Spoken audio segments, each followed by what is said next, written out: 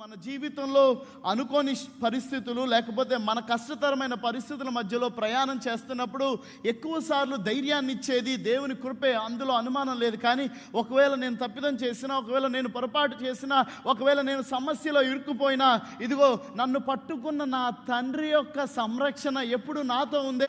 తండ్రి ప్రేమ నీకు కనిపించకపోవచ్చు, తండ్రి ప్రేమ నువ్వు అనుభూతిని చెందే అవకాశం లేకపోవచ్చు, కానీ ఒక భరోసా ఉంటుంది. ఏంటో తెలుసా? నేను దీని మీద నడుస్తున్నాను, ఇది కష్టతరమైన పనే. నడుస్తున్న ప్రక్రియలో ఒకవేళ నా కాలు జారినా, ఎటు పడినా సరే నేనైతే కింద పడను. ఎందుకంటే నా నాన్న నా కోసం సంరక్షకుడిగా నన్ను పట్టుకొని నన్ను పడిపోకుండా కాపాడేవాడు. అనేక సార్లు నీ తండ్రి యొక్క ప్రేమ నీకు కనపడకపోవచ్చు. నువ్వు పడిపోయిన పరిస్థితుల్లో, నువ్వు వేసారిపోయిన స్థితిగతుల మధ్యలో, కృంగిపోయిన వేళలో నువ్వు సంపూర్ణంగా పడిపోకుండా నిన్ను పట్టుకునేది ఆ తండ్రి యొక్క ప్రేమ.